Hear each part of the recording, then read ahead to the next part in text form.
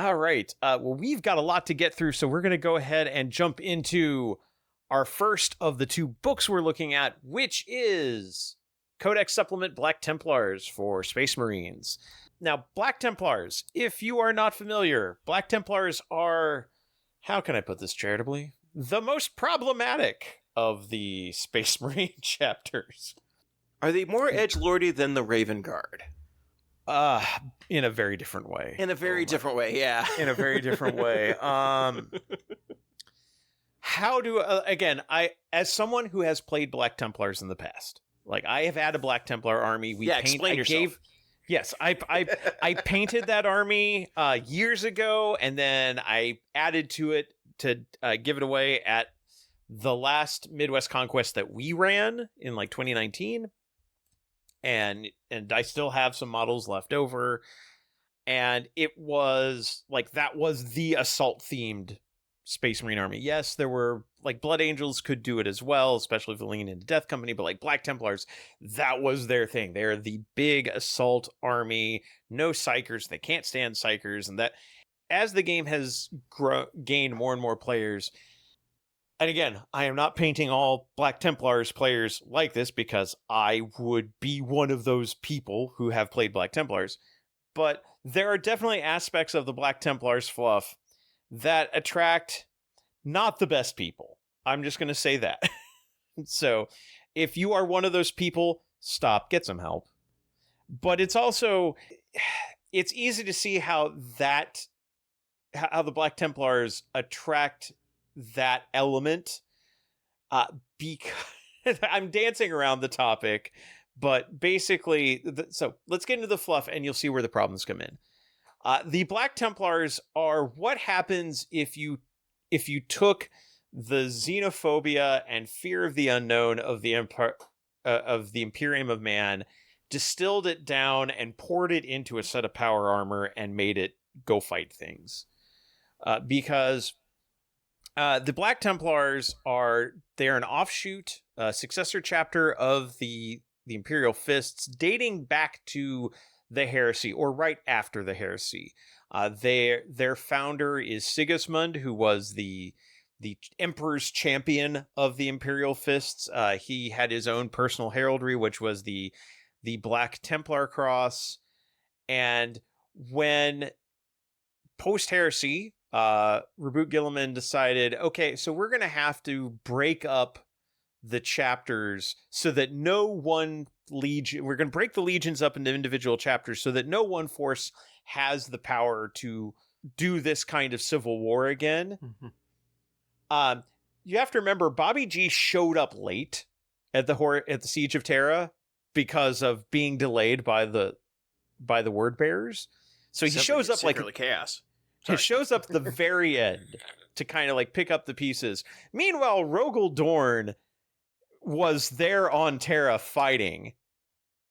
And the Imperial Fists are really badly mauled by all of this.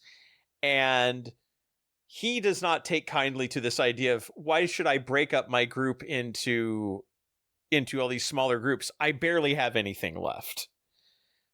And so Sigismund is like, okay, well, I'll form one of the chapters, but also screw the Codex Astartes. We're not following it. Well, I'm just going to go on a crusade because this is what the Emperor would command us to do. So I'm going to go crusade and take out all the things that are against the Imperial way, which is what I have decided it will be.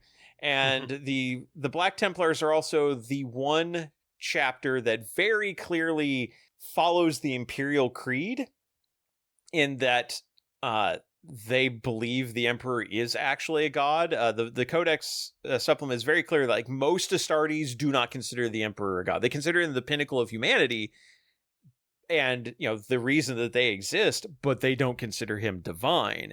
The Black Templars absolutely consider him divine, and they have decided that the Emperor, as the God Emperor, and somewhere Lorgar is laughing his ass off at this, or crying, I'm not sure which, but basically they have decided that because there are elements of the Empire that have turned away from the Imperial Creed and the belief in the superiority of humanity, and they do not follow the worship of the Emperor, that their job is to go around and just, kill the mutant, the psychic, the heretic. And remember, this is centuries and centuries before the Sisters of Battle existed.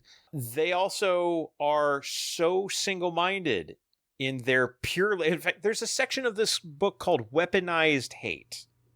I mean, can I be more clear where they're going with this? They are human supremacists whose colors are black, white, and red, with a black cross on a white field surrounded by red.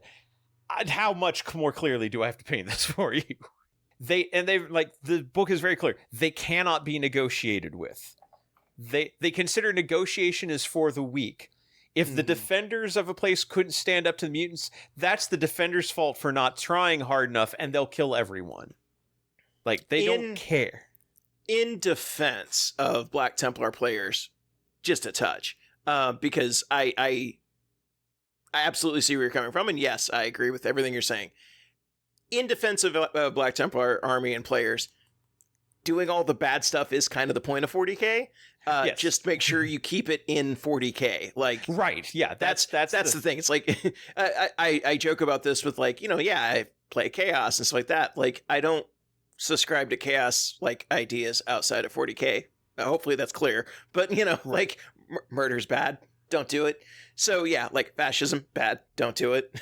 It's fine to do in your toy soldiers, but like, yeah.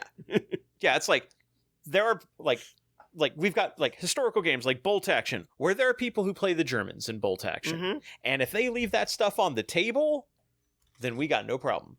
Yeah. Like, and play the Wehrmacht, love of God, for the love of God, do not cosplay any Bolt Action army. Yeah. But yeah, Black Templars, there are plenty of Black Templars players who are totally cool. Yeah. Totally cool. So this is not a call that if you play Black Templars, you are a bad person. No, absolutely not. Absolutely not. This might be a call out that if you play Warhammer, you might be a bad person, though. But there are definitely aspects of this army that attract some people who don't leave it on the table. Yeah. So that if reading this makes you feel like, oh, this army's kind of icky in that way, this is the army that you like. These are not heroes. I think that is they do things that some people would consider to be heroes, and then they also kill all the defenders because the defenders were weak. Yeah. They don't care. Like if they find, well, that you obviously didn't fight hard enough because your faith in the Emperor is weak, we must purge you. I mean, they are overzealous crusaders, and they lean very hard into the crusader visuals. And they also like talk about the fact that they have kind of a revisionist view of history, where that Bobby G had nothing to do with holding the Empire together. It was all Rogel Dorn, and Dorn is the highest son of the God Emperor. And sure, Bobby G is divine, and we're glad to have him back. But also, the Codex Astartes is despotic and heresy. But we'll look past it because he is the son of a god. But Dorn is better. Yeah. Also, spoilers for one of the two Black Legion books, but Sigismund has a run-in with Abaddon after the heresy, and it doesn't go well for Sigismund. I'll just put that out there. But I can't remember which book it's in. But and at that point, Sigismund is an old man, and Abaddon has been in the warp, so he's not. So it's not exactly a fair fight. But then it's chaos. When is chaos ever fight fair? But getting into the army rules themselves. This is a very melee themed army. Like, this is primarily melee. That is their thing.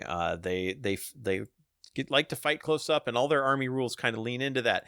Now, their army rules for Space Marines, we've talked about how certain chapters are divergent based on like what units they bring and what their detachments do. This is the most divergent because they don't follow the Codex Astartes really at all, and they don't even have Oath of Moment. And this surprised me. In their index version, they had a detachment that gave them Templar Vows, which was like, you pick one of these four things, and it's a special rule you get for the game. And that was one detachment. Black Templars had a couple because they had a Grotmus detachment as well. Instead, The Templar Vows is now an army rule for them, and if you take Black Templars, so if you take a detachment from this book, or you have any Black Templar models in your army, you lose Oath of Moment. You instead have Templar Vows, which I found that surprising, and that's going to be a big change for Black Templars players because they are used to being a variety of Space Marines that plays like every other Space Marine. Instead, you get to choose one of 4 vows at the start of the first battle round. So you will know what you're playing when you pick a vow. And all of these are variants of what was in the detachment, but they've changed quite a bit. So taking from the top, Abhor the Witch, Destroy the Witch. This used to provide you a 4-up invulnerable versus psychic attacks and all your melee weapons gaining anti-psyker 4-up. That's pretty good if you're fighting a psychic army. Now you reroll charges against psychers and your melee weapons gain precision versus psychers. That's a massive downgrade. I'm on the other side of that. I think it would be an upgrade because, at least in the stuff I'm playing against, if I can take out a psyker that's leading a unit, that cripples either the unit or the army. Because, like, Tyranids, okay, I'm taking out your psychic synapse creature. Or Eldar, I'm taking out your Farseer or your Warlock. And those provide, like, buffs to the army. So I actually like having precision against them rather than just the save, because not as much stuff seems to have, like, psychic attacks anymore. Well, it's not just the losing, like the 4-up invuln against psychic attacks. Yeah, that's fine, but the losing anti-psyker 4-up, I think is... that I'll grant you, since the way combined units work. Yeah. I think that's where, like, yes, precision is good and all your weapons getting precision. So you go attack a unit of like Rubric Marines, all your attacks are going to go against the Aspiring Sorcerer first. So yeah, that there's definitely some value there, but I do think anti-psyker 4-up is it's just stronger, especially against like monster psychers and things like that. So this is situational, but I think on the whole it's weaker. Also, I think the re-rolling charges against psychers is kind of pointless because one of the better detachments they have just gives you that against everybody. So but we'll get there when we get there. Next up, accept any challenge no matter the odds. This used to be all your melee weapons gain sustained hits 1. It is now you gain +1 to wound in melee if your strength is less than their toughness. I think this is a straight up upgrade. Yes, because all of the stuff that I have that's the opposite of this, I love, and I like the Dark Angels attachment or the Hearthguard. So getting the reverse of this on a melee unit is amazing. Oh, I'm hitting you on 5. Oh, nope, I'm hitting you on 4s now. Ha ha! That's so good. Right. And losing sustained 1 isn't a huge problem because there's a lot more sustained on certain weapons in the army now, too. So losing that as an ability is fine, especially if you replace it with something like this. Suffer not the unclean to live, which used to be all your melee weapons get lethal hits. Again, we will see this on a lot of weapons now. This isn't as critical as it to have this ability, but instead it is now you can fall back and charge. That is a good ability. And when you consolidate or pile in, you can pile in towards the nearest unit, not specifically the nearest model, which lets you kind of reposition if you like need to kind of work around like a particular problem piece or something. The fallback and charge is nice. The consolidate pile in change is okay. I don't think it's the strongest of these by far. And then uphold the honor of the Emperor used to be all your leadership is 5 up and everybody gets a 6 up, feel no pain. It is now you have sticky objectives, and if you are playing a mission with actions, you can advance and still use actions. Sticky objectives is good because none of your like base units here, unless you are using regular intercessors, which why would you? This is Black Templars, you're playing differently. None of your stuff has sticky objectives inherently. And you are an army that wants to keep moving forward and pressing the attack, so that is very solid. The advance and use actions is only good if the mission has an action, so a lot of the time that second part will do nothing. Of these four, I'm going to say accept any challenge is just the best one to take in most situations. Depending on what you're playing, possibly uphold the honor, and maybe abhor the witch in certain, very, very few certain cases, but accept any challenge no matter the odds is just the most generally useful. As we also, there's a second rule called Heirs of Sigismund, which it kind of defines how this army is built differently. Templar Vows replacing Oath of Moment. We already talked about that. You cannot take the first company detachment from the Space Marine Codex. And I believe that's because that one leans into Oath of Moment. You don't have Oath of Moment, so you can't take that detachment. It does nothing for you. And then you cannot take Stern Guard Vets, Terminators, or Land Raider Crusaders from the Space Marine Codex. All three of those get Black Templar specific versions. And again, that is because two of those, the Stern Guard Vets and the Terminators, have abilities that lean into Oath of Moment. Those don't work anymore if you don't have Oath of Moment, so you can't take those. Also, there's a whole list of other vehicles you can't take. The Gladiator variants, Impulsors, Repulsors, and Land Raider Crusaders. That is primarily because they have multi-melta options that they don't have in the main book. Because that's a Black Templar thing. Rob, I'm just going to interject here for a minute. So much stuff seems like it's removed, can't use, including the army rule. Why isn't this its own book instead of a supplement? That's an excellent question, and I don't have an answer on that. Okay, cool. I guess because there's enough things that you can take from the regular Space Marine Codex that don't lean into... Also, you can't take Psychers, because Black Templars hate Psychers. That's been a Black Templar thing for years. That was in the Index. See, but this is me just pushing for it. Well, Black Templars sound like they need their own book. Space Wolves really should have their own book, too. Yeah, no, you're not Still wrong in either of those cases. Yeah, they're different enough. And yeah, Black Templars are definitely the most divergent of the quote-unquote Codex Space Marine armies. So getting on with the actual data sheets, one thing to keep in mind, as we said before, every unit in here does not have Oath of Moment as a faction ability. They just have Templar Vows. So that's completely across the board. So combined with the army rule and the fact that the datasheets don't have it, Oath of Moment is not a thing, and that will play into a couple of units, as we'll get to. Starting off, let's talk High Marshal Helbrecht. This is obviously like the big leader, their equivalent of a chapter master. In fact, he does have the chapter master keyword. And Helbrecht is definitely a beater of a character. I mean, pretty standard chapter master stat line, 2 up, 4 up save, 6 wounds, and all these they're Marines, so it's like 6 movement, 4 toughness, generally. He did actually gain a wound. He used to be 5 wounds. He is now 6. He also lost a leadership. He used to be a 5 up. He is now a 6 up, which I found interesting. It's very rare that you see a character's leadership get worse. So I don't think it's a huge thing. 6 up is still pretty standard for Marines. Just kind of interesting to note. He also gained an OC, which is not bad. Characters generally run a little light on OC. So him holding 3. Plus he has a larger kind of scenic base with his sword permanently stuck in an orc. So... And like an attendant, and an attendant. Well. So the attendant, I guess, is part of his OC. So he's got a guy running around polishing his sword mid-swing. Wow. Yeah, I know. Phrasing, yeah. And he does have one ability that didn't change, and that is High Marshal, which is when he starts the fight phase, you pick an enemy unit, you roll a die, and based on the roll, they take mortal wounds.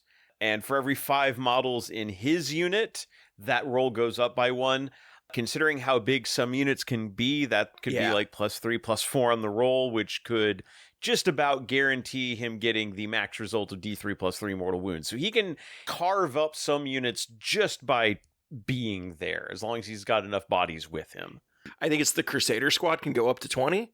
Yeah. So you blop him in the middle of a 20-man Crusader squad, and you're adding a lot. Yeah. It's like he can join some other units, but it's either going to be them or Sword Brethren. I don't think you would ever attach him to, because a lot of the units in here can join assault or assault intercessors and regular intercessors. And in this army, why would you? Like, that's not what this army is built to do. There are units in this army that's more specific for that. I could see a case of putting him in with a group of intercessors. You could be dumb. Yeah, okay, fair. You can make bad decisions. Yeah, you can make bad decisions. You're exactly right. He's going to go in a Crusader squad, or more likely, probably a Sword Brethren squad. But yeah, which would still get you +1/+2 on that roll. Yeah, I mean, I think he fits better in the Sword Brethren squad. But I don't know. I think I probably would put him in the middle of a blob of a Crusader squad just for the extra mortal wounds. So Right. it's an interesting argument. You've got a couple options. Yeah, and a blade of wounds are good too.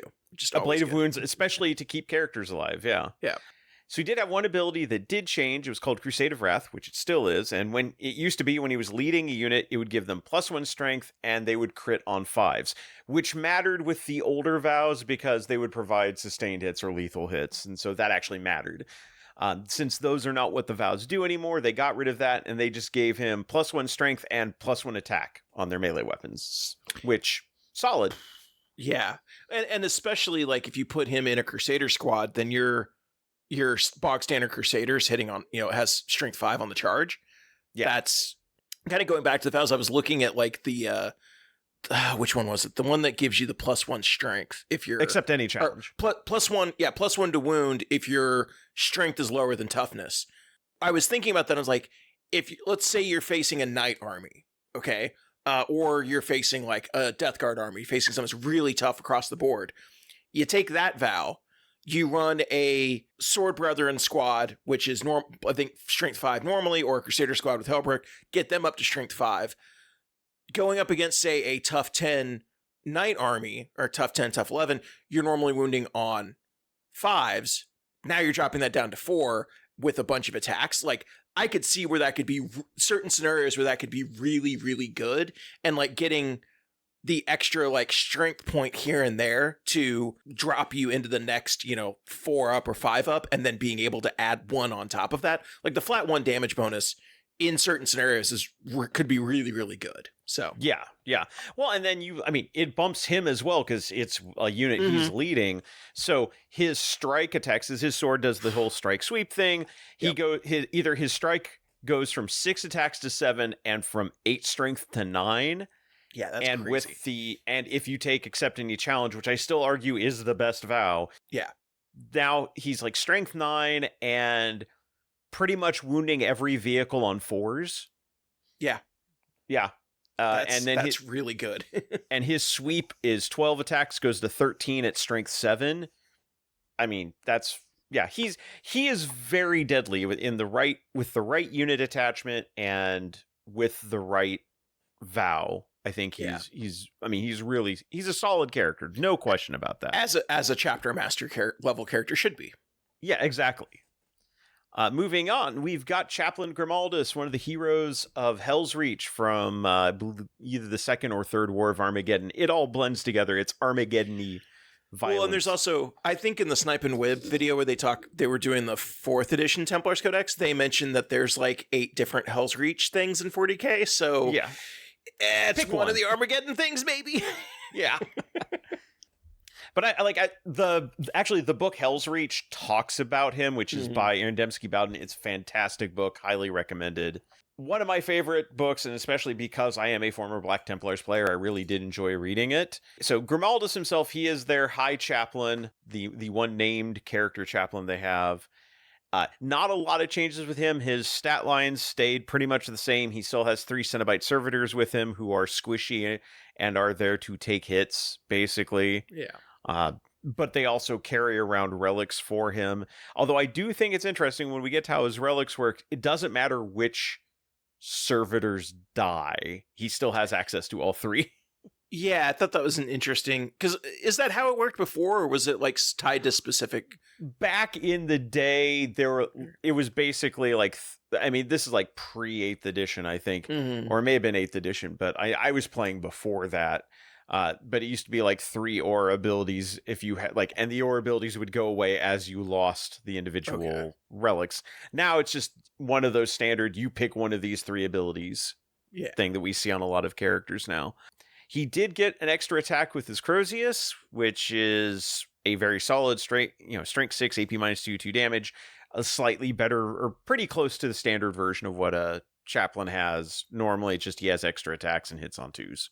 His servitors are nothing to write home about. They club people with their fists. They are dope models, though. They are very cool. Rather than most chaplains where they give a +1 to wound, he does not. Instead, he gives rerolls to hit if he's attached to a unit, which is not bad by any means. But we will see there are other ways to get that in the army, which we'll get to when we get there. His Temple Relics ability, there are 3 relics. The 3 servitors are carrying around basically a banner from Hell's Reach, a piece of a temple from Hell's Reach, like a pillar, and then some water, like holy water from Hell's Reach. One of the 3 got a much easier job than the other. One of the 3, he has to splash people with the water. They did change the names of the relics, but they are all still basically banner, column, and water. Or like the old one, I think it was like the scepter of blessing. Now it's the water of the stoop of elucidation, which is way extra. I know, it's great. But the temple relics did change. Basically, again, it's one of these, you select one of these, as long as you have 1 or more Cenobites in the unit, you select 1 relic ability. And again, it doesn't have to be like, if you only have like the guy with the banner left, you can still pick any of the 3. Mm-hmm. But the 3 are the banner used to be advance or fall back and charge, which is very good for an assault army.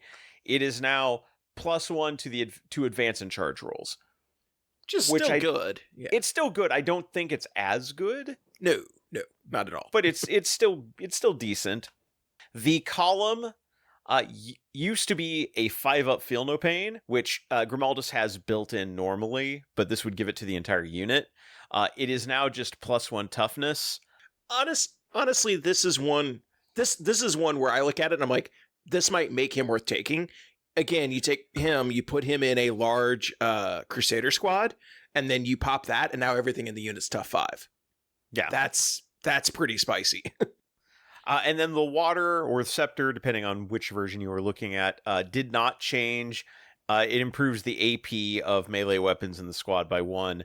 That's always useful, especially if you're stuck in. But is it more useful than the benefit, the boost to advance and charge or the boost to toughness? It's probably the one you're going to take least unless you know you're going to need it. You do have to pick this in the command phase.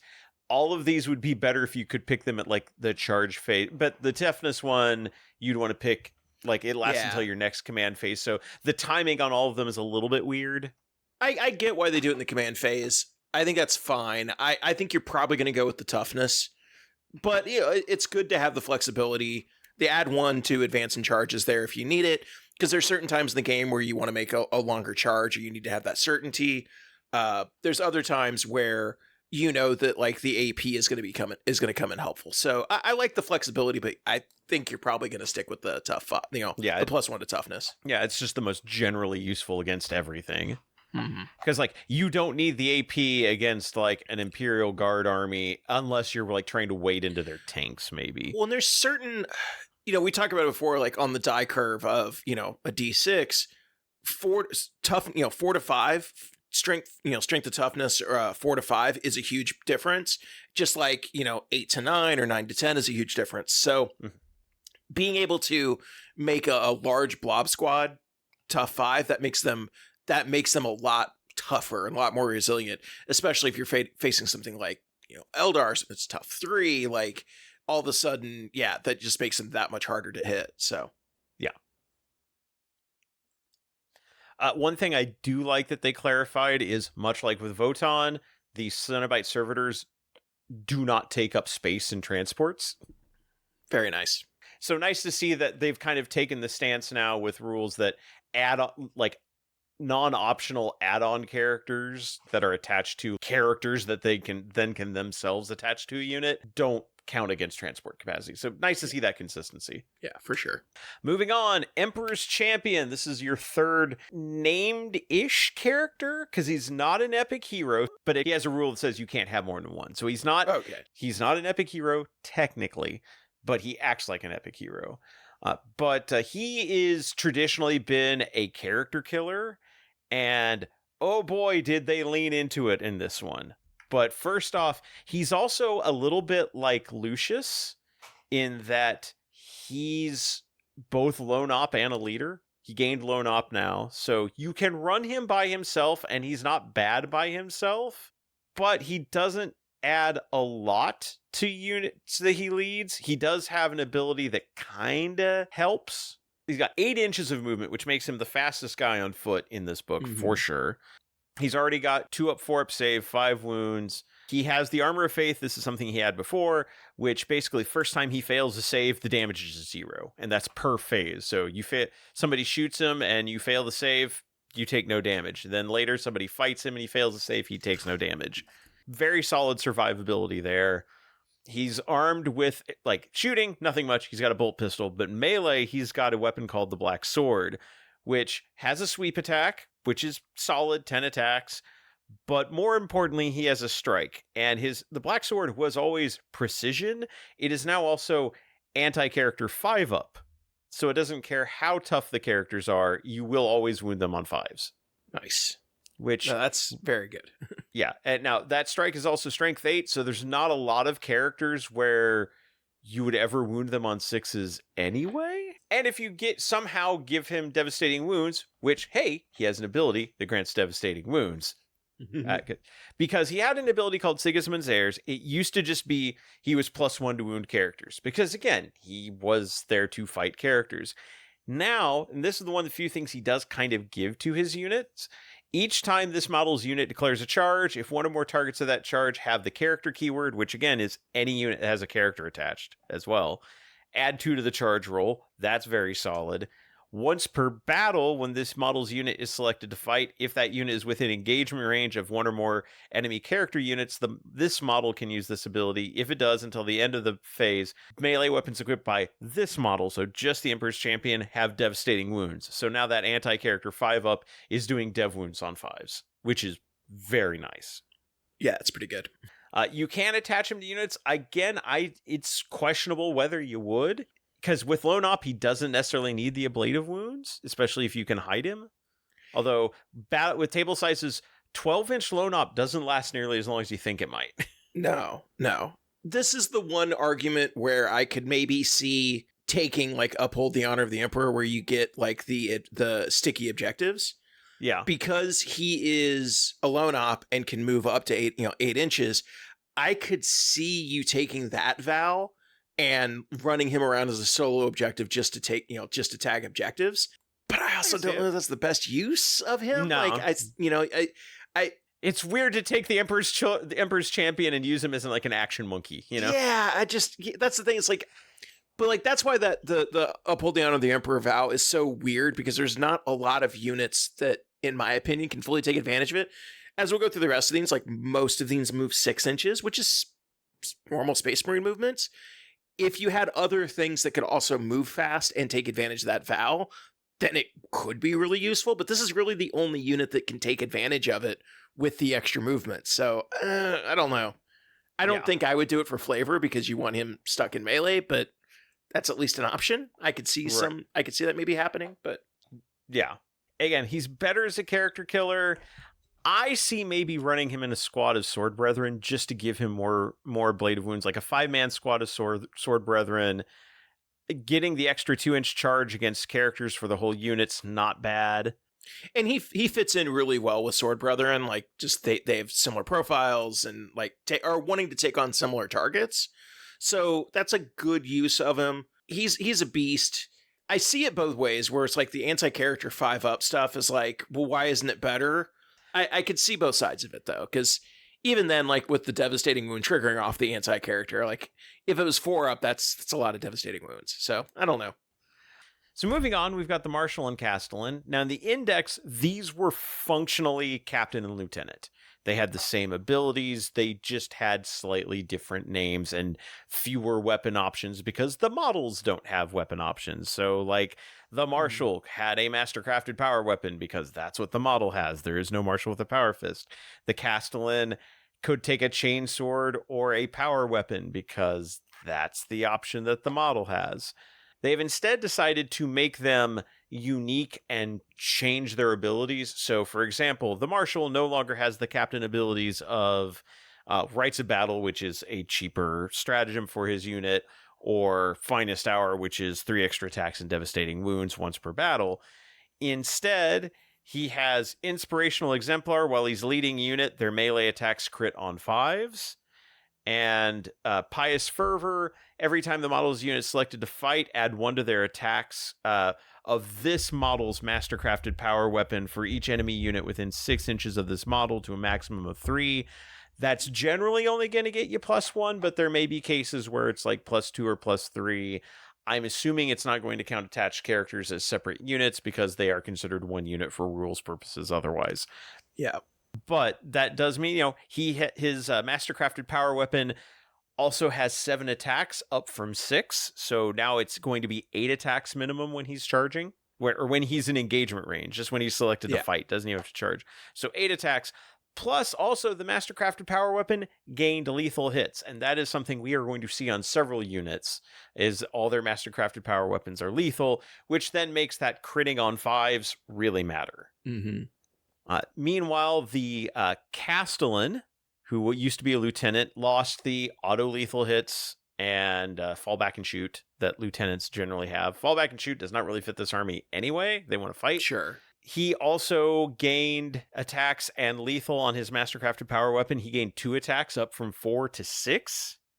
And yes, he can be attached to a unit even if a captain or chapter master is attached. And yes, the Marshal still has the captain keyword. The Castellan still has the lieutenant keyword. So if you run captains or lieutenants, these still mix and match and interact the same way. Now, the Castellan's also has the option of Astartes Chainsword. It gains sustained hits 1 and 2 attacks. So 7 attacks with sustained 1 on a Chainsword. So he can put out a ridiculous number of attacks. I think you still go with the power weapon, though. Sure, I think so too. That's just the better weapon. And you're only down 1 attack and sustained 1. You're talking maybe 2 extra attacks. Yeah, with a chainsaw against rather than a power weapon. Yeah, and the power weapons, higher strength, better AP, better damage. I think you take that power weapon, but I do appreciate that they gave you the option. If you have like an old Templar army and you had like lieutenants, or from the Index, you're like, well, I'm just running it out of the Space Marine, so I'm going to build a lieutenant for here. Like, you just make him a Castellan, and you don't have to like kit bash a new model, though. The specific Castellan model is one of the coolest models in 40K. Yeah, it's like throwback to like old school Black Templar artwork. Now, his abilities are instead Vehement Aggression and Prioritized Eradication. Now, the Vehement Aggression is interesting. When he's leading a unit and that unit is selected to fight, you make a leadership test, which 6 up, standard leadership test. If he passes the leadership, then when they fight, they reroll all hit rolls. If he fails it, they just reroll hit rolls of 1. So it's never bad, and sometimes it's very good. Yeah, no, that's very good. And then Prioritized Eradication is when a model in this model's unit makes a melee attack that destroys 1 or more enemy units, not models. So when they wipe out the last model in the unit, you gain a command point on a 4-up. I hate all the conditions on that. Like, if I kill a unit, just give me the CP. There's nothing more frustrating than not guaranteeing it. Yeah.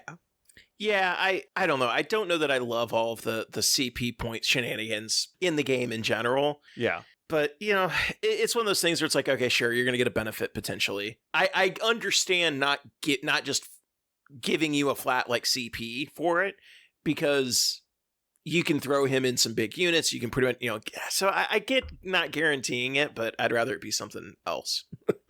I'm still bitter in Ethereal, since I have to. Yeah. Because other armies just get a CP for having a guy stand there, and mine has to roll a 4 up to get a CP. So I see that. I'm like, just give them the point. They had to do a thing to get the point. Yeah, exactly. Next up, the most unfortunately named model, because no one will get this unit name right. As soon as it was revealed on the Warhammer community website, everyone was like, it's named what? This is the Execrator, not the Excretor. Skibbity toilet. Yeah. This is an alternate chaplain. He's armed with a Crozius, but he can also have a mastercrafted power weapon instead of... Okay, so he always has a pistol. You can choose to instead give him a hand flamer, the Pyre Pistol. But if you don't give him the Pyre Pistol, then you can instead give him a mastercrafted power weapon with extra attacks, which meaning he's hitting with both the Crozius and the power weapon. And yes, being a mastercrafted power weapon, it has lethal hits as well. I just don't understand why they didn't just call it a hand flamer like they do in every other codex. Why do they have to be edgelordy about it? Well, because it's a strength 4 hand flamer, which would be different than a Munitorum hand flamer that the sisters have, even though it is functionally identical. Yeah, but don't the Blood Angels have hand flamers too? They do, but theirs are only strength 3. Whatever. Whatever. It doesn't have to make sense. Yeah. Now, much like Grimaldus does not give the standard chaplain ability of +1 to wound for the unit he's attached to, this is also true for the Execrator. Instead, he gives them advance and charge. Very solid with this army, not gonna lie, and considering you have other ways to get a +1 wound style ability, depending on like vows and other things, it's not bad. No, advance and charge is huge. Especially like, because this is not like the most subtle army in the world. So I could absolutely see you going, okay, I'm going to take Helbricht, put him in a squad of, in a 20-man Crusader squad. Then I'm going to take 3 Execrator. Yeah. Okay, Execrator, cool. yeah. Execrator. Got it right. I almost did it while I said, I was like, wait a minute. Nope. Pause and say it correctly. Yep. Take 3 Execrators, put them in 3 Crusader squads. And then you take the Emperor's Champion, you put him in a plate and Sword Brethren squad, and just run up the table. Like, it's not subtle, but it doesn't need to be. Like, that's effective. So, yeah, I could absolutely see at least one and probably multiples of these guys leading Crusader squads to just run them up the table as if nothing else, run a unit up the table to make you deal with them while the rest of the army comes at you. So, yeah, very much, yeah. Now, he has one other ability, Condemnatory Annihilation. Every time this model's unit has fought, if they destroyed an enemy unit as a result of those attacks, each enemy unit within 6 inches of this model, so it depends on where he is placed, but 6 inches within this model must take a battle shock test. It's nifty. It's nothing you can bank on, but it's in this army, I don't know, like, it's not as, I don't think it's as good as the standard chaplain's just unbattle shocky unit once per game, but... And I think the reason why he's in here, like, he's this way, because obviously this is a supplement, so you can just take regular... Yes, yeah, you can take regular chaplains. Yeah. So, you know, having a chaplain that does something else, does something different, and then being able to take, like, the Judiciary or Judicar, whatever it's called, you can load up on chaplains and get a lot of, like, rerolls and a lot of, like, the standard chaplain buffs in here, so... Yeah, and you are definitely going to want that for at least one of the detachments, which we will get to. The other brand new unit to this book is the Crusade Ancient, and we don't often get new Ancients because they aren't common choices. Well, they're ancient too. Like, it's very hard to add new ancient things. Yeah, well, this is very true. New Ancient. We dusted him off, pulled him off the shelf. But yes, this is a banner carrier. Now, traditionally, Ancients have a pretty simple, like, hey, you attach this to a unit, they get +1 OC, great for holding objectives. Hey, if you took uphold the honor of the Emperor, hey, sticky objectives, extra OC. Great, fantastic. That's not how this guy works. First off, he does have a mastercrafted power weapon with lethal hits. Again, we're seeing that pretty consistently throughout. Secondly, he has 2 abilities. One is actually very different. The unit he is leading gets fight on death on 4-up. Great. Okay. Great ability for this army. Yeah. The other rule, martial honor, the first time a model in this model's unit makes a melee attack that destroys one or more enemy units. So once this unit has destroyed another unit, while this model's unit is not battle shocked, add 5 to this model's objective control characteristic. So he goes from OC1 to OC6. That's pretty nice. That's pretty nice. He can only attach to Crusader squads and Sword Brethren squads. Same as the Execrator. Execrator can only attach to the Black Templar specific squads. So they are very Black Templar specific units. Now, on a large blob Crusader squad, that OC6, again, it's just for him. It won't necessarily make that big a deal. I think he's better in Sword Brethren squads where they're smaller and they need the extra OC to really push over. Now, what I did find interesting about this is who he can be attached with, because this character, like a lot of other ancients, is not locked out if you have like a captain in the squad. If he can join a squad, even if it includes a captain, a chapter master, a lieutenant, or an execrator, not a chaplain. It has to be an execrator. Which that makes sense, though. Yeah, it is very specific to the Templars, but I just thought, I'm surprised because he can't even join a squad if Grimaldus, unless they gave Grimaldus the execrator keyword, which they did not. It's interesting, yeah. It's an unusual take on the ancient. I think he's more important for the fight on death than he is anything else. Absolutely. But, like, so kind of looking at it both ways. If he's in a Sword Brethren squad, if you're in a max Sword Brethren squad, that could take the OC from 10 to 16. If he's in a Crusader squad, that can take your max OC from, oh boy, what is that? 40 to 46. 40 to 46. Yeah, I get why that's not as important. Whew. Yeah, the Sword Brethren, I think it makes a big difference, but not so much on the Crusaders. Going back and figuring out that you can get up to 40 OC on a Crusader squad, I would like to go back to the vows and say that the one that lets you sticky objectives all of a sudden becomes way cooler. Yeah. If you could just drop a 40 on an objective. Moving on, in fact, let's talk about Sword Brethren before we get to Crusader squads. Actually, there's 3 units we have to get to before we get to Crusader squads. So Sword Brethren, these are your kind of melee veteran characters. They did gain an option. They actually can take a Twin Lightning Claw option. They used to have just a generic power weapon or mastercrafted power weapon or Thunderhammer or Chainsword. Now those have all shifted to Chainsword, gets the sustained hits 1 and gained an attack. The mastercrafted power weapon gained lethal hits but lost an attack. It dropped from 4 attacks to 3. I thought that was odd. Yeah. The Thunderhammer is still the same. It's still devastating wounds. And then they added Twin Lightning Claws, which are a couple more attacks than the Mastercrafted Power Weapon, and instead of lethal hits, it has Twin Linked, which is pretty typical for paired Lightning Claws. I'm still angry in Chaos Terminator that they get Twin Lightning Claws on a unit. It's so weird looking at a unit like this where it's like, oh, they gave them some extra, granular options for melee, and then looking at the new data sheet for 8-bound, and it's like, you get chain weapons, 1 profile. I'm like, that's weird. It's a weird design philosophy where in some cases it's like, yeah, we'll go through and we'll give you granular options. And in other cases, you just get 1 default option.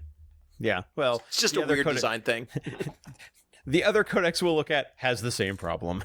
Yes, yeah, it's just a weird inconsistency. It's not one thing is necessarily saying it's bad or worse or whatever. It's just weird. Yeah. Now, they did also have the ability to take stances, which I think gave them either bonus to hit or bonus to wound, or reroll hit, reroll wound. They lost that. Instead, they got the ability to, if a unit in engagement range falls back from them and they're not in engagement range with someone else, then they can make a normal move of 6 inches, which won't get you back in assault, but it does kind of let you keep the pressure up so you can almost guarantee a charge on the next turn. It's okay. It's not... Yeah. It's an okay ability. It's extra movement. Maybe somebody falls back and you move on to an objective.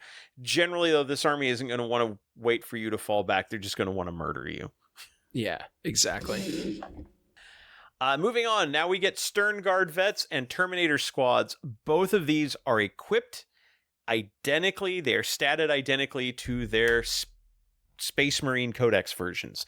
So you may be wondering, why did we bother having extra datasheets for them? Because their abilities in the Space Marine Codex key off of Oath of Moment, and that doesn't exist for this army. So, for example, Stern Guard vets used to have, you could reroll Wounds of 1 against your Oath of Moment target. Well, they don't have an Oath of Moment target, so now instead, if they attack the closest eligible target, they reroll wound rolls of 1. It's not bad. Yeah. Just kind of an odd choice that they needed to have their own data sheet because their army doesn't work right. Yeah, I'm kind of two minds of this because I understand not giving them Oath of Moment because it just circumvents the entire issue that we had with like Bloodless Angels or some of the stuff like that. I get that. But it also then necessitates that you reprint a couple units just to give them an extra ability because you took one away. So I don't know. It's a messy fix. It's a messy. Yeah. It's also, they never bothered to paint any Black Templar Stern Guard veterans, as evidenced by the fact they used very generic Crusader artwork in the data sheet. Yeah, there's a few like that. Yeah. Terminator Squad, same problem. We do have a Black Templar specific Terminator painted, but their army rule, rather than +1 to hit your Oath of Moment target, it is instead an ability called Judgment of the Weak. That's W-E-A-K, not W-E-E-K. The Black Templars don't run a TV show where they judge someone every week. Their ability is each time an enemy unit, excluding monsters or vehicles, within engagement range of this unit falls back, all models in that enemy unit must make a desperate escape test. When doing so, if the unit is battle shocked, subtract 1 from each of those tests. That just pretty much guarantees they're never going to try to fall back, because why would you? If you have a 1 in 3 or maybe a 1 in 2 chance of just the unit wiping. Yeah. Like, it's not a bad ability, and I think Black Templar Terminators absolutely have a role. It's just kind of again, it's one of these things, why wait for you to fall back when I'm just hoping to murder you when I fight you? Yeah. I like it because like or Exalted 8-Bound, I think, have basically a version of this where it's like you have to make, if anytime they try to fall back, you have to make a leadership test to be able to fall back, and like it kind of discourages you from, if you have a unit that's like, okay, I'm going to try to tie them up with something and then like hit and run and like, you know, try to ping off you a little bit. No, you're stuck in. Like, if you hit this unit, you're locked in. Like, just assume that you're locked in, and that in and of itself will prevent your opponent from like making certain charges. So yeah. All right, now we get to the Crusader Squad, the battle line choice, the one battle line choice outside of like all the standard Space Marine battle line choices, but this is the one you're likely going to take in this army because it's kind of what this army is geared towards. Several of the characters only work with this. Again, we've talked about this unit gets up to 20. They've got OC2 on everything, so they can get up to OC40 if you can manage to cram all 20 of them onto an objective. Mm-hmm. This is a unit that is half power armor and half scout armor. So you've got your neophytes, which are 4-up saves. You've got your regular crusaders, which are 3-up saves. Otherwise, identical stat lines, but not equipped identically. The neophytes are basically armed with chain swords and pistols. They can have firearms, neophyte firearms, which are less good bolters. I don't know why you would. I think you take the chainsword every time in this army, because it's like you give up the chainsword for a generic close combat weapon, and you are not taking this unit for the shooting capability. No. The initiates, which are the guys in power armor, they come equipped with a bolt rifle and a close combat weapon. They can always replace it with a bolt pistol and heavy bolt pistol and a Astartes chainsword, like an assault intercessor. You're gonna practically do that every time. Yeah. I just don't think you bother unless you really gotta have and the thing is, you cannot take a unit that is just initiates. The minimum size unit here is a sword brother, who is your sergeant, 5 initiates, so 5 guys in power armor, and then 4 neophytes in scout armor. That is your minimum sized unit. It can get up to 11 initiates and 8 neophytes for a max of 20. And most of those are going to be 3-up saves. You'll have fewer guys with 4-up saves. This unit with just a ton of chainswords and ablative, squishy neophyte wounds is going to get you places. Yeah, for sure. And then for every 10 models in the unit, up to 2 initiates each. So, and that's not 10 initiate models, just 10 models in the unit. Up to 2 initiates can each have their bolt rifle replaced with one of the following. A Pyre Blaster, which, sure, fine, it's a decent flamer. But the other option is a heavy bolt pistol and Power Fist. I think you take the Power Fist every time. You take 2 guys with Power Fists, then you've got 1 guy with a Mastercrafted Power Weapon, and then a bunch of guys with chain swords, and you run up the field and murder things. Yeah. And then you may say, well, what if they shoot at my guys? Well, that's because Crusaders used to have rerolls on advance and charge rolls. They instead got surge moves, much like Berserkers. So if they shoot at you and you lose a model, which is almost definitely going to be a neophyte, make a Righteous Zeal move, which is d6 plus 2 inches, and can get you as close as possible to the closest enemy unit, and can get you an engagement range. Again, standard, like, Berserker style movement. Yeah, which is very useful. Like, that's very good. So I mean, it's a solid battle line choice. And even if you take, again, the minimum size squad, that's going to be the guy with Mastercraft Power Weapon. You're going to have probably 2 Power Fists in the squad, and then 3 Power Armor guys with chain swords and 4 neophytes with chain swords. That's still a lot of attacks because those chain swords are all 4 attacks each. Sustained hits 1. Yeah. It's very similar to what Berserkers are now. Like, going back to kind of the Khorne, the World Eaters comparison, because you can take Berserkers and up to a unit of 20. You've got the option for Eviscerators, which is basically the same profile as the Power Fist at this point. It is literally exactly the same profile. They no longer have like strength 5 on the chain blades. So basically they're very similar, and a 20-man unit of Berserkers will get a lot of work done. So yeah, this is a very good unit to take. And like, a good battle line unit to like build the army around. I could absolutely, again, as we mentioned earlier, I could absolutely see you taking like 4 20-man squads of Crusader squads and putting Execrators in each of them, and then like Helbrecht in a unit, and just running them up the board, because you're going to get a lot of work done. Yeah. Now, that's going to be very expensive if we go off of book. Now, one thing I would like to note, looking at this is the most recent Munitorum points, and looking at the index, something that you will lose as a Black Templars player is flexibility, because you actually had a couple of additional options. In the index, you could take 1 Sword Brother and 4 Initiates, so you could take a 5-man squad. You could take a 10-man squad of just Power Armor, one Brother and 9 Initiates. Or you could take 1 Sword Brother, 4 Initiates, and 5 Neophytes. So actually more Neophytes than you do in the current codex. And that was a little bit cheaper because the bodies were slightly squishier. Or you could take 1 Sword Brother, 9 Initiates, and 10 Neophytes. They've changed the mix now, so it is 1 Sword Brother, 5 Initiates, 4 Neophytes, or 1 Sword Brother, 11 Initiates, 8 Neophytes, which also means there's probably going to be some Black Templar players who are like, crap, I've got the wrong number of models now of the various types.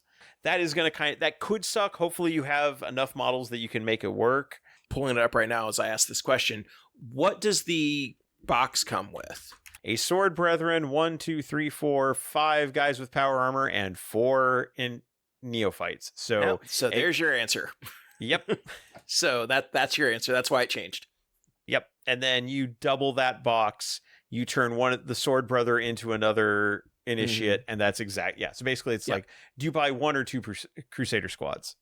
And you'll notice I imagine it's going to get a slight rebox. In the Codex, it is Crusader Squad. On the website, it is Primaris Crusader Squad, because it used to be the Primaris Crusader Squad in the index. There used to be a non-Primaris Crusader Squad. It is gone. They've been kind of harmonized into one thing. Functionally, they're identical now, honestly, that's fine. Let's see. Moving on. So once we've got past that, our battle line unit, then we get into vehicles, and most of these do not really deserve to have their own data sheet. I'm just going to say that. The Yeah. one thing that makes them different is for a couple of them, they can take a multi-melta because the Black Templar upgrade sprue includes a multi-melta, so Sure. you can take a multi-melta. So the Impulsor, functionally identical to the Space Marine version, except it can take a multi-melta. The Gladiator, Lancer, Reaper, and Valiant are all identical to the Space Marine version, except you can take a multi-melta. And also, they didn't bother painting up any for this book because, again, same generic Crusader artwork. You cut in before I could get the joke. I was like, all of the models like look exactly the same in the picture. They did paint an Impulsor at least. I know, it's so funny. It's so funny the ones they did paint. It's bizarre. They did paint an Impulsor. Or no, they did not paint a Repulsor. They painted a Repulsor Executioner. The regular Repulsor is also still the generic picture. Yeah. It did get a different ability, though, because the Repulsor used to have an emergency embarkation ability. Like, hey, if somebody attacks one of your units and it is within 3 inches of a Repulsor and they can legally get in, boom, they can get in. Now, instead, they have an ability called Stabilized Disembarkation. Enemy unit shoots at the Repulsor, then the unit inside can disembark for free, as long as they stay within 6 inches of the transport and not in engagement range of any enemy units. Sure. Yeah. Fine. Especially because a Repulsor is not an assault vehicle in any way, so getting a free disembark which you can then charge on your turn, that's not bad. Yeah, it's useful. In my opinion, and this is just the way I play, I don't know that I would take any of the vehicles because I think I would juice up my squads as big as I can and not put them in vehicles. But yeah, if you go MSU, the vehicles would be very useful, and that's a very useful ability. So The Repulsor Executioner, on the other hand, besides having the Multi-Melta add-on, which the Repulsor also has, the standard Executioner has an ability called Executioner, which says you're +1 to hit anything that's below half strength because you're trying to finish it off. And the Heavy Laser Destroyer will definitely do the job at strength 16, AP -4, D6 +4 damage. The Black Templar one has an ability called Interception Strike instead. Each time this model makes a ranged attack that targets an enemy unit within 12 inches of one or more Astartes units from your army, you can reroll the hit roll. Considering this is a very aggressive army, I don't hate it. Yeah, you don't have to wait for something to be wounded. They just have to shoot at something that's within 12 inches of one of your units. It's like, yeah, I can make that happen. yeah, that shouldn't be a problem. Yeah. And it's like, you could even these guys will charge in, tie up a vehicle. Oh no, I'm -1 to hit. Well, I'm +1 to hit. So it evens out. Yeah. It's like, yeah, I think that might actually be a better ability than the standard Executioner. So no complaints there. And it still does have a transport capacity of 7. So you're talking like a 5-man Sword Brethren squad and like a character or two in here. But you're probably not taking Executioners for the transport capacity anyway. Well, and being able to to transport an elite unit like that is actually like a pretty good synergy. Or Blade Guard Vets, which is another one of the codex units that you might actually use in this army. Yeah, like I could see dropping something like that in there and being like, okay, we're gonna use the the big gun to take out big targets, and then we're gonna dump out a small elite squad to mop up.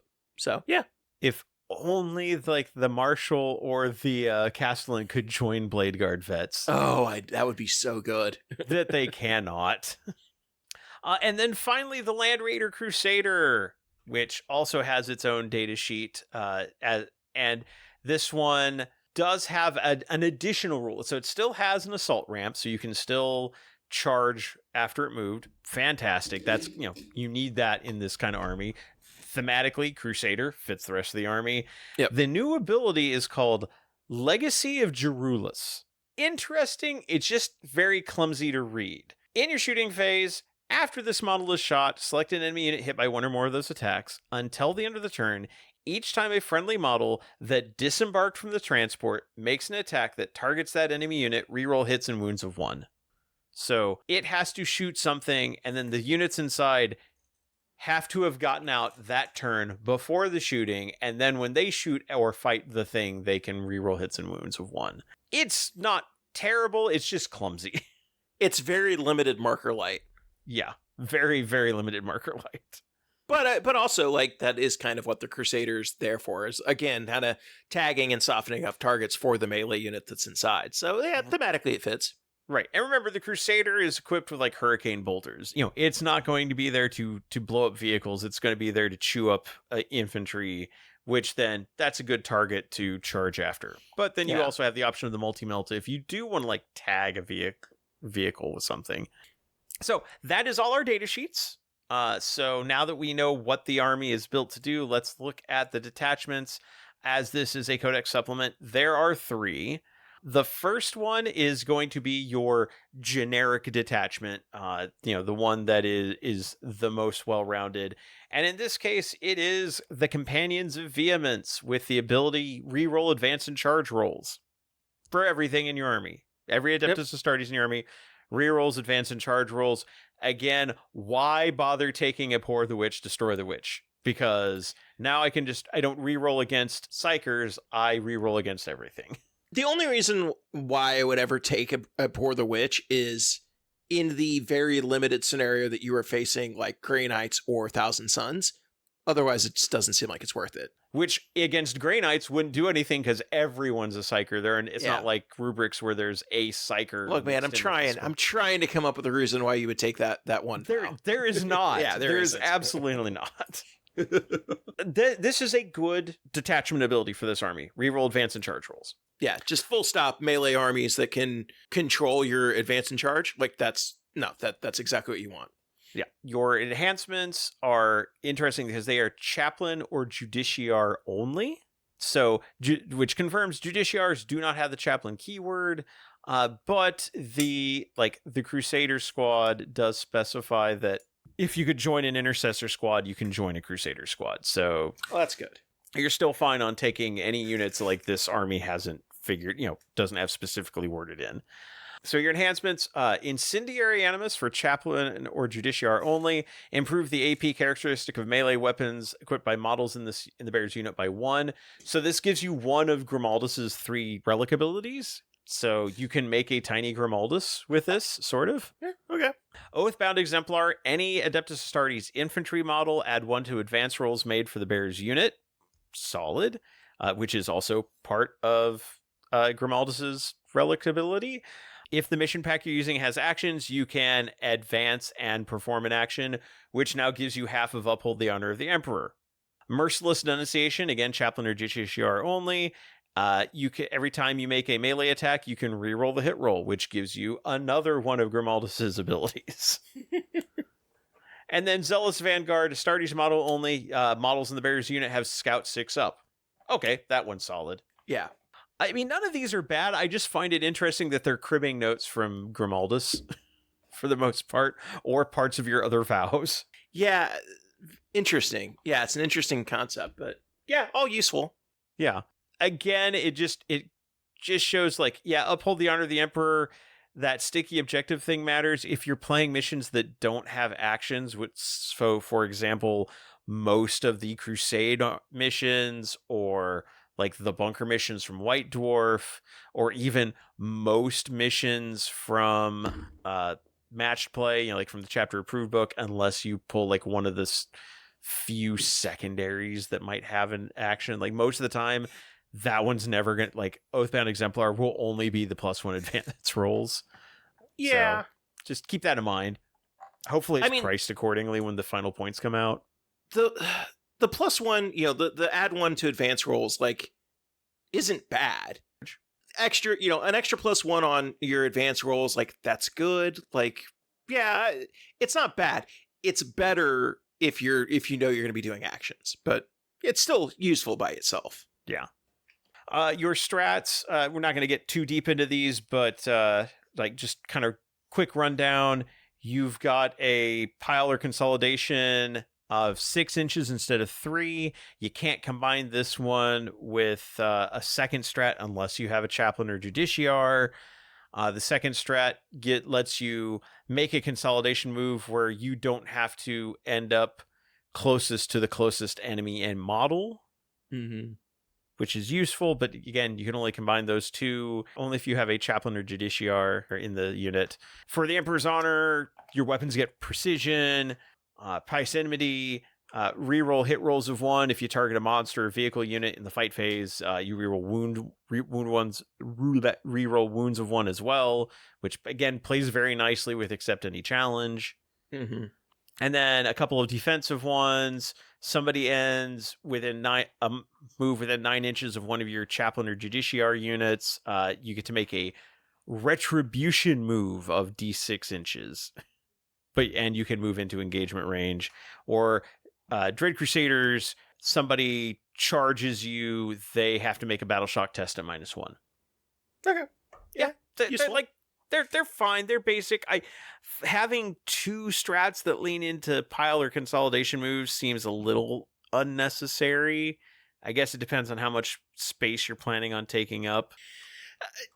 I can see them being useful because if you're playing melee, and especially if you're playing blob melee, model positioning and model placement becomes paramount. So having more flexibility to do your consolidate movements and put models where you want to put them for counter charges or for shootings like that, like I can see it being useful. It does feel a little weird that there's 2 that focus on that, but I see why they've done it. Because like I said, model positioning and movement is so important when you're playing a melee army like this, especially a melee army that's slower than like World Eaters, because World Eaters, I think everything moves like 8. So you have a little bit more flexibility. In this army, most everything's 6. You have to be a little bit more precise with how you're placing models. So things like this that give you more freedom to place models exactly where you want, I see why. I see why they do it. Mm-hmm. One interaction I think is going to be a little bit weird is Heresy Begets Retribution combined with the Sword Brethren ability to move after somebody falls back from you, because the timing's going to be weird. If you have a chaplain attached to that unit, you can do this. Enemy and is not with engagement range. They finish a fallback move, because that is one of the moves listed on here. You get to do that d6-inch move. It's on your opponent's turn, so they would get to choose the order in which you could do those 2 things, because the timing is technically the same. Mm-hmm. So they could make you make the d6-inch move that can get you into engagement range, but might not. And then you could make the normal move, which can't get you in engagement range. So just be aware of that interaction. Yeah, I think you're right. Yeah. And I imagine we'll see an FAQ on that because of how those 2 interact. I wouldn't be surprised if we do. I wouldn't be surprised either. So yeah, this is a pretty good generic detachment. It's fine. It's fine. Yeah, I think you're going to see this one a lot, just because the ability to reroll charges like that across the board, that's very good for a melee army. Also, one stratagem I am surprised to not see, and we will not see on any of these, Armor of Contempt. I just noticed that. Yeah, you're right. Yeah, there's no... Interesting. So not only do you not have Oath of Moment, you also don't have Armor of Contempt. I mean, this just confirms that basically Templars are effectively Chaos Marines. That's going to be my new conspiracy now, is just calling every Loyalist Legion, Loyalist chapter Chaos Marines in disguise. So our next detachment is the Vindication Task Force. This one is weird. This one is weird. So it has 2 abilities. The first one is, each time an attack targets an ancient unit... So obviously they're wanting you to use the Crusade Ancients, but you also have like the Primaris Ancients as well, Blade Guard Vet Ancients, etc. Each time an attack targets an ancient unit from your army, if that unit is within range of 1 or more objective markers, and the strength is less or greater than your toughness, might subtract 1 from the wound roll. So if you have an ancient on an objective, they are harder to wound with strong weapons. Okay. Yeah, okay. It's weird, it's very niche, but okay. Also, remember, unless they have precision, that ancient is almost entirely going to be buried in a unit of bodies to support him. So how many times will I get? Well, I guess technically, if an ancient is attached to the model, the entire unit is an ancient unit. Theoretically, right? Because it's like, the entire model would have, the entire unit would have the ancient keyword. Yeah. Yeah, no, that's true. Yeah. So, okay, that makes a better case for it than when I first read it. That's fine. And then each time a Crusader squad unit from this army makes a Righteous Zeal move, you can end that move as close as possible to the closest objective marker instead of as close as possible to the closest enemy unit. I think that's solid. I think that's interesting. Yeah.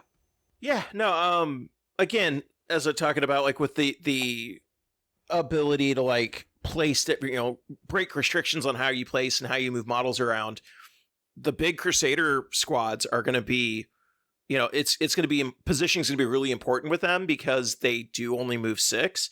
So being able to line them up, in different things, in different ways, like having flexibility, that's going to be huge. Good players will be able to take advantage of that.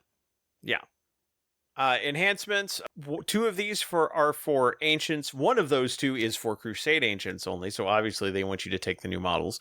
Mm-hmm. So you've got Imperialis of the Eternal Crusade, Ancient only. Every time an enemy unit selects this bearer's unit as a target of a charge, subtract 2 from the charge roll. It is weird to see a defensive melee relic here. Yeah. Especially for this army. Yeah, but it's good. That's useful. Yeah. That's very useful. Not as good as this one, Consecrating Aura. Adeptus Astartes model. Only models in the bearer's unit have a 5-up invulnerable save. I think that's a must-take. That's pretty just solid. That's just really, really good. And again, like, if ever we were talking about this, like, you put this in a big squad of, Crusader squad of 20 models, you're getting a lot of use out of that. Yeah. Orb of the Emperor's Aegis. This one you don't put on a blob of 20 for very clear reasons in a second. Adeptus Astartes model only. Models in the bearer's unit have deep strike. You're not deep striking a blob of 20. You could. And it's like, you could deep strike a knight. Yeah. It's a bad idea, but you could. Yeah. Surgical deep strike. Oh, no. A mob of 20. Because it's going to have like at least 1 character, maybe 2. And that's so funny because if you were to do that, if you were to use Surgical Deep Strike with that, guarantee that 20, probably 22 model unit, because you're going to put a lieutenant and like a marshal in there, guarantee you're rolling the unit destroyed result every time. No alternative where you're not rolling that, like at least half the time. Nope, just whole unit gone. Or at least a ton of mortal wounds. How many units are within 9 inches of me? How many enemy models are within 9 inches of me? All of them. All of them. Well, shit. And then Warden of Honor, this one is only for Crusade Ancients, and this gives +1 on that fight on death roll. So now you're fighting on death on 3s. That's not bad if you're planning on taking a Crusade Ancient. Yeah. I think of all of these, I like the Imperialis the least because, again, why do I need a defensive, like an anti-melee defensive? Like, go ahead and charge me. I want you to charge me. I got enough bodies and I will eat you alive. Yeah, and in fairness, like, they're not necessarily, this army isn't designed around getting the charges off, so you're just as good if you get charged. So yeah. The others are fun. Like that 5-up and roll save, super solid. The Emperor's Aegis one, again, like we talked about, like a Crusade Ancient with like a 5 or 10 man squad of Sword Brethren, deep striking one of those, that could be really good. And if you can kill a unit, like get on objective, kill a unit, pop that +5 OC on the Ancient, sure, solid, like it. Yeah.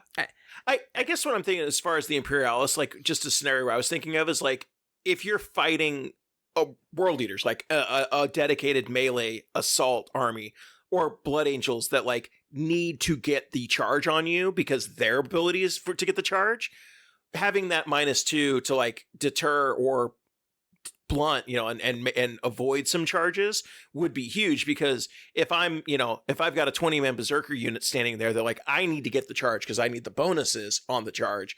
And that -2 forces me to miss the charge. You countercharge me, you're gonna wipe the unit. So I could see a case for it against certain armies. In most normal battles, I don't think it'd be that useful.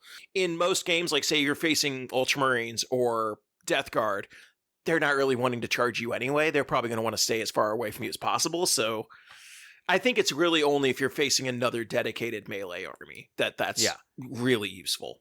Yeah, and since you can only take 3 upgrades, and you're going to want to take the ones that are going to be generally good no matter what you play, this is the one that I leave on the table every time. I leave behind. Your strats: refusal to yield. One of your ancients gets killed. You set them back up on the battlefield with full wounds. Okay. And you can use this more than once per battle, just not on the same ancient once per battle. It's only 1 CP though, so again, they want your ancients to live and stick around. Let's see, they've got one that improves your AP if you're fighting on an objective marker. One that gives you ignore cover if you're shooting. You can use it in shooter fight phase. It gives you ignore cover and ignore any penalties or modifiers. The penalties and modifiers one is actually kind of useful because there's a lot of things that give -1 to hit now these days. So that one's not bad. I think the ignores cover is not going to matter for this army generally. Yeah. Unlike, say, World Eaters, this is an army that actually does have like some decent shooting options because you have access to all the Space Marine shooting. So I could see that being useful if you wanted to take a more like standard Space Marine approach to like building your army. I could see that being useful. Yeah, perhaps. Reclaim our honor. After an enemy unit destroys an ancient, you pick a Astartes unit that can see the enemy unit that killed your ancient. Until the end of the battle, you're +1 to hit that unit that killed your ancient. But you can't target an ancient that you brought back with refusal to yield. So somebody kills one of your ancients, you can't both bring them back and say +1 hit the guy that killed him, because obviously he's not dead, he's standing right there. In the shooting phase, if they shoot one of your ancients, you can make it -1 to hit. And then finally, at the end of your opponent's charge phase, you pick an Astartes unit within 6 inches of an enemy unit who could declare a charge. It's basically a heroic intervention in addition to heroic intervention. Yeah. But they don't have to have charged one of your other units. It's just at the end of the opponent's charge phase, you get to charge them first. For 2 CP, it's expensive, and you don't get the fights first. But there's still plenty of cases in this army where that could be useful, so it's fine. Yeah. This one, like, it leans really hard on one model, and that is the Crusade Ancient. It leans... Yeah. I mean, you can take other Ancients, and you would probably want to, but unlike leaning in on chaplains, it just feels like leaning in on one brand new model feels more like this is an excuse to try to get you to buy 3 of them. Yeah. I mean, it is a useful model, and like, again, if you're taking bigger squads and you're doing the fight on death, like, that's useful, but I don't know if that's enough to build a whole army around. Yeah. Like, the abilities on this one are interesting, but I don't think it's as generally good as reroll advance and charge for this army. Yes. So. Yeah. And then finally, the Godhammer Assault Force. This is your transport detachment. We're used to seeing these in assaulty style armies. The ability is Shock and Awe. Every time one of your units declares a charge, if it disembarked from a transport this turn, after selecting targets from the charge, one of the enemy units that's charged has to take a battle shock test. And if you make a melee attack and you disembark from a transport this turn, you're +1 to hit. It's fine. Yeah, at least Space Marines have a wide variety of transports and a wide variety of like different assault transports. So you could build an army to take advantage of that pretty easily, like more so than you could in some of, like, say, the Chaos Legion armies. But again, I don't know if it's necessarily worth leaning full into. If you want to play that way, I guess you can.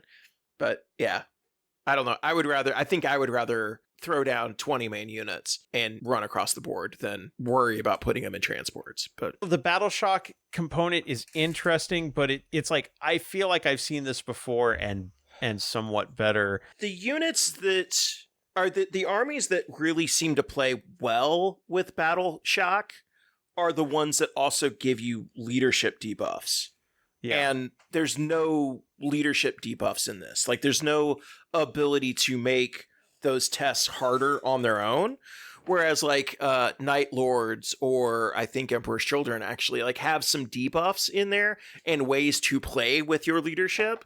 So you're making a lot of these tests, you're having to make more tests, and you're making them with minuses. So it plays a little bit better. There's no way to manipulate the leadership roles in this army. So it's good that you're making people take more of them. It's good that it's a bigger part, but it just feels like it's less useful.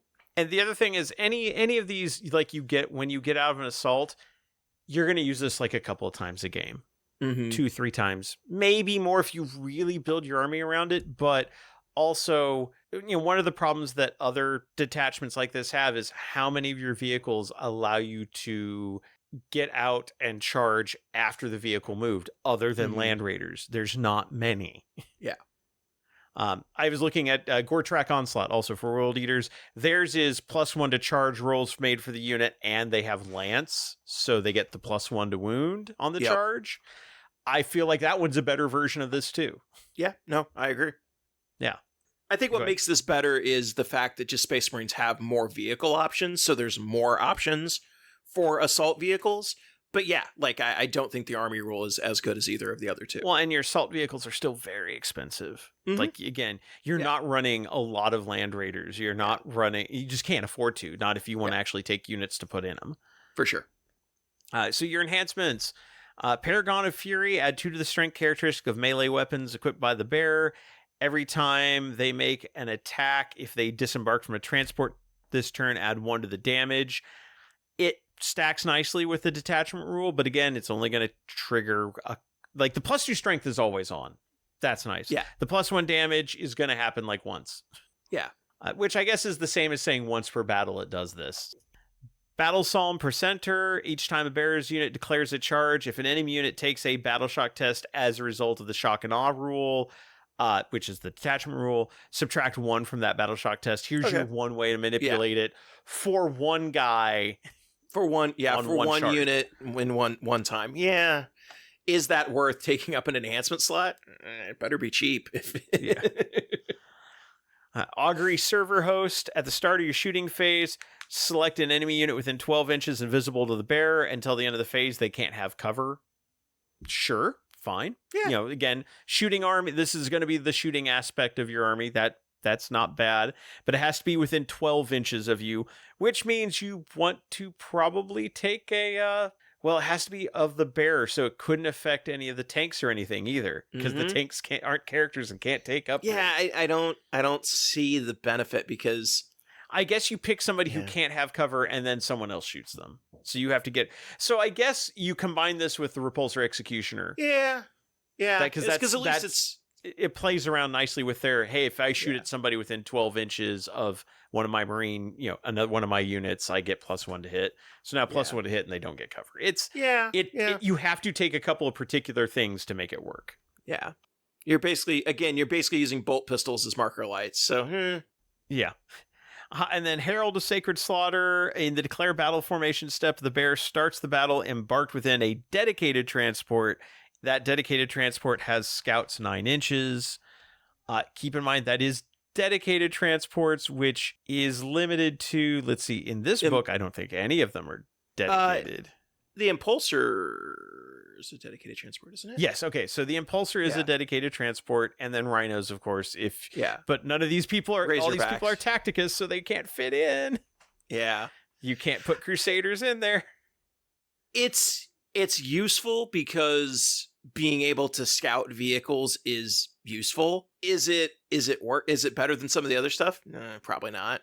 But I could see putting that upgrade on a character and then putting like that character and a small squad of, like, say, Sword Brethren in a Razorback and scouting the Razorback to get the weapon in better position. Sword Brethren can't get in a Razorback because they're Tacticus. Take a Marshal and you can't put them with... okay, this is falling apart. Take a captain and a unit of Blade Guard, put them in an Impulsor. That's about the best you've got. Yeah. It's not good. it's hard to make this one that one really work. It at least sounds like it could work, but yeah, it's There is no one. So basically, this will impact an impulsor. That's it. That's the only thing that will work. Yeah. It's that's a bad enhancement. If the only thing it'll work on is an impulsor. No, an impulsor's not good enough to make that worthwhile. Okay. No. All right, I'm done trying to fluff this turd. Yeah. Let's see. Your strats. End of the fight phase, you pick an infantry unit that was eligible to fight. If they're not within engagement range, they can make a 6-inch, or they can make a move of up to 6 inches. It can't embark within a transport at the end of this move if it disembarked from a transport this turn. So you can't jump out and then jump back in, but you could get in if you didn't jump out that turn. Uncompromising egress. It only affects land raiders. You pick a land raider that hasn't been selected to move. A unit embarked inside the land raider can disembark. They can be set up anywhere on the battlefield wholly within 6 inches of the land raider instead of 3, and can be set up within engagement range of 1 or more enemy units. That's useful. That's actually very useful. But yeah. Gauntlet of the God Emperor. You select a vehicle in the movement phase that hasn't been selected to move. It can move horizontally through terrain features, so you can Kool-Aid Man through walls. That one's not bad. That's something we've seen on other similar detachments. Yeah. Focused Hatred. In your charge phase, after you made a charge roll from an Adeptus Astartes unit from your army that disembarked from the transport this turn, every time you make a charge move, you can move through models. When doing so, you can move through enemy models and then end up in, it's like they can't be screened. They can bust through a screen as long as they don't end up in engagement range of anything they didn't charge. Okay. Yeah. Useful. Yeah. Again, movement and positioning is very important in a melee-centric army. So, yeah, useful. There's one where, like, if you disembarked from a transport this turn, you can reroll wound rolls of 1. If you disembarked from a land raider, you can reroll all wound rolls. And then finally, -1 damage to vehicles. Like, if somebody shoots at one of your vehicles, it's -1 damage, which that one costs 2 CP. That's really expensive for -1 damage on an attack. Yeah. These are interesting. It's just that disembarking, like, this is an army, like, I one of the armies, like, for Emperor's Children, I do like is the rapid evisceration, and that's because you can have your guys zipping around in rhinos and firing out the tops like noise marines and rhinos. It's actually really good. This one doesn't have an equivalent of that, and I imagine it has one of the similar issues as the World Eaters one, where you're going to get that benefit like once per unit, and there's not, but you at least have rhinos you can get out of. You don't have to take land raiders. I mean, the name of the detachment is Godhammer Assault Force. They want you to take land raiders. Like, that is well, and the Crusader is like, the Land Raider Crusader is like a Black Templar thing. So, like, that's why they want that in here. And I think that's my biggest issue with this army, like with these detachments, is there's one that, like, the Companions of Vehemence is the only one that feels like it's really playable. Yeah. Like, and maybe some better skilled players will surprise me, because they can often take something that you don't think is good and, like, figure out the magic that makes it work. But they're very these are very, very limited, and, like, I could absolutely see somebody who's good with the army, somebody who knows Templars very well, taking a number of land raiders and figuring out how to make the vehicle detachment tough and, like, make it not fun to play. But I don't think there's the flexibility in matchups and, like, play style that would allow you to make it a really top tier detachment. And I think that the Champions of Vehemence is the only one that, like, has that flexibility. Yeah, I think the other ones would be situationally good, but you're so limited in what you're going to focus on or what you can take that you just don't have the flexibility. So Now I'm going to repeat a question, and this kind of will be the cutout into, Okay. and you can go ahead and re-answer this if you want to kind of change what you said before, but this will be kind of our lead out to it. I don't remember what I said before, so I might. Okay. So Kevin, as a World Eaters player who, you obviously play an army that is also geared probably even more so than this one is at Pure Assault. How do you feel this compares to like World Eaters? I don't think there's as much flexibility. The army is slower. So I think that really hinders it. There's a lot of things in World Eaters that move 8 or 10 or more. This army is very slow, so positioning is going to be very important, which is why some of the strats are important. I don't think the vows, while they're good, I don't think they add as much as like some of the detachment abilities for World Eaters. I don't think this would be as fun to play. You do have like more flexibility in that there's a lot more unit options and like possibilities to sprinkle in normal Space Marine units to add in things. So you're not going to feel as necessarily as one note as a World Eaters army can. I just don't think you're going to be, I think in a head-to-head matchup against a World Eaters player, I think you're going to lose. Unless you like take advantage of the fact that you have just better shooting. But at that point, are you playing Black Templars? Are you just playing Space Marines without Oath of Moment? And I don't know if that's a good place to be either. I think if you're going to do that, just play Space Marines and get Oath of Moment and shoot people off the board. So it's an odd fit because, we've talked about with Emperor's Children and World Eaters, like, okay, these are two Chaos Marine armies. They're both melee centric. One plays a little bit differently. One does some different things. There's at least feels like there's some difference there. I don't know that this feels appreciably different than like a Blood Angels army that's also melee focused. And I think the Blood Angels army is better. I think they've got better options. Yeah. So, I mean, having played Blood Angels for several months now, it's like, also, like the Blood Angels, I feel like there's like the detachments actually do lean more into different play styles because you've got like there's the Death Company detachment. Well, that's going to play very differently than the Liberator Salt detachment, which is basically like the standard Berserker detachment, where it's like +2 strength, +1 attack, which plays differently than like the very jump focused, Blood Angels detachment. And these are, it's like, do you want to run? Do you want to ride in a tank and run? Do you want to hold up a pole and run? Yeah. Yeah, it feels like there's not enough difference in units to be here. It's like you have, like, as I keep mentioning, I think the way to play this is to blob up big 20-man units and do that.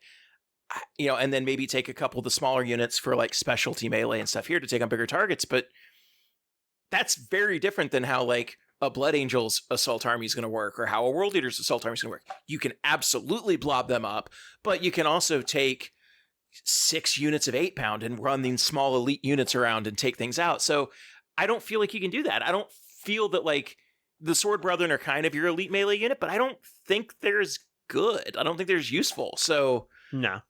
I think they're basically just a more elite, smaller version of a Crusade Squad. They basically do the same thing. So I don't know. I it's definitely not an army I don't think I would want to play. I don't think there's enough options there for it. It just doesn't seem as fun to play as some of the other assault armies. All right, I'm going to go ahead and stop there. All right. And I think we've, like, none of them strike me as, oh, wow, this is really cool or amazing or does something like really different changes. Like, the one that changes you up the most is maybe the Vindication Task Force, because it's like, okay, well, now you'll want to take Ancients. That wasn't really a thing anyone was doing, but I guess we're doing that now in this one. I don't think they're bad. They're not actively bad. They're just kind of there. And maybe it's, I feel like the World Eaters have more variety in their detachments than this does. I mean, like, Kevin, as someone who plays a primarily melee-focused army, like, how does this army sound to you? No, I think I agree with you because World Eaters definitely seem like they have more ways to play and like more ways to kind of accomplish things. You're right. This feels like it's just mostly like get angry Marines with melee weapons and charge out of vehicles or run at things. The Ancient one, I'm interested in because I think it's an interesting, unique way to play. because as you mentioned, it's not something that a lot of other factions lean heavily into. So that there could be something there. Vehicle detachments are always interesting. I don't know. I don't know if this is better than the other one that's in the Space Marine or not. It's But not. yeah, I think if I were to play this, I would probably lean into the one with the chaplains, to be honest with you. Yeah. Because you can double up some of the good chaplain abilities, and I think that's probably a way to do it. But honestly, like, to me, and this is just, kind of my bias, I think his army doesn't have like a good enough variety of melee units to really interest me, even though it is, an Imperial dedicated melee army. I don't know. It doesn't seem as fun to play. It doesn't seem to have the variety of things like World Eaters, where you have a variety of like units with different profiles and different speeds and different things. This just feels a little bit more like you blob up and you run at things and melee. Like, I don't know. It doesn't seem like there's as many tactical options as there can be. And, that's not to say that World Eaters are like an incredibly tactical army. It's as subtle as a brick, but Right. this feels like World Eaters feel like, sorry to throw it back to the Hitchhiker's Guide. World Eaters feel like being hit with a brick that's wrapped in velvet. This just feels like getting hit with a brick. Yeah. There's no artistry to this. Yeah, there's no artistry to this army, says the World Eaters player. It's fine. It doesn't appeal to me that much. I don't know. It feels like it's lacking something. I do wonder how much of this is due to the fact that Templars were the top tier Space Marine army recently. Like they have tend to be the supplement that's doing the best. Mhm. And that makes me wonder if like that's why they lost Oath of Moment, because the Oath of Moment paired with all of their melee shenanigans was probably too much. I don't know. I wouldn't be surprised if that's part of it, because this is, I mean, this is a definite downgrade, like power wise. For sure. That like when before it was Oath of Moment plus Vows plus all your melee units. Yeah, that is the Vow added something that for the as a detachment that gave you a lot of flexibility and had some, like, you could do some really good matchups against, especially against things that were stronger, like, hey, Thousand Sons are doing pretty well. Well, fortunately, Black Templars got a tool for that, that kind of thing. And I feel like, they're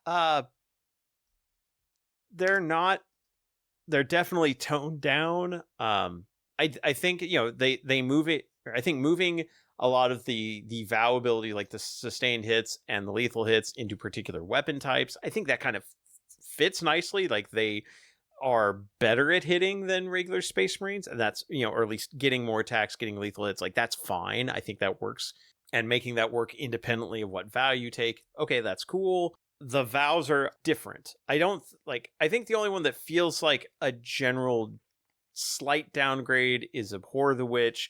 I think Accept Any Challenge is definitely the better vow to take. Like, you take that like almost every time, unless you're playing against somebody who is just running squishy bodies. Like, if I'm playing against a guard all infantry body, I'm never going, all infantry army, like, I'm never gonna hit my strength is lower than your toughness, so maybe I'll play Honor of the Emperor just to have sticky objectives. But it's a nice little bit of flexibility. I do not think it's worth giving up Oath of Moment. Oath of Moment is so useful. I don't know how this will play, and I don't know if Black Templars players will be happy with it.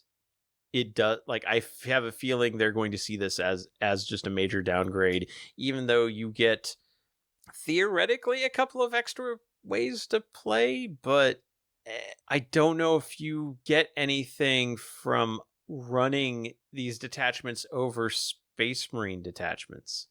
I think the Chaplain one's the best and fits the flavor of the army probably the most, and the rest are fine. Like, they're okay, but not the strongest supplement, but maybe this was an army that needed to be toned down a bit. I think some of the rules are interesting, and I find it interesting, like, you can still take captains and lieutenants So the marshals don't. I think it's better the marshals don't let you, and castellans don't let you just like double up on those abilities. They provide something different. Like, I do like that some of these things, they have their own variant of chaplain, their own variant of command captain, their own variant of lieutenant that do different things. And I think that is cool. I think it does give you more flexibility in building. I find it silly that they had to provide their own Stern Guard and Terminator Squad datasheets because, oops, we got rid of Oath of Moment and these units don't work without it. So guess what? You get a whole new datasheet. No stat changes, no weapons changes. We just changed that one rule because we got rid of Oath of Moment. And again, all the datasheets where it's like, oh, well, we added a multi-melta, so I guess we'll just have to give you a brand new datasheet. I think it's particularly funny that the Stern Guard vet and the gladiators and the regular repulsor, they don't even have a studio painted model, so they didn't even include photos of them. They're just like generic artwork on the same generic picture on all of them. So it's like a low effort army release. Yeah, we're going to see that again in the next part. Oh, I bet we will. I bet we will. So yeah, Black Templars.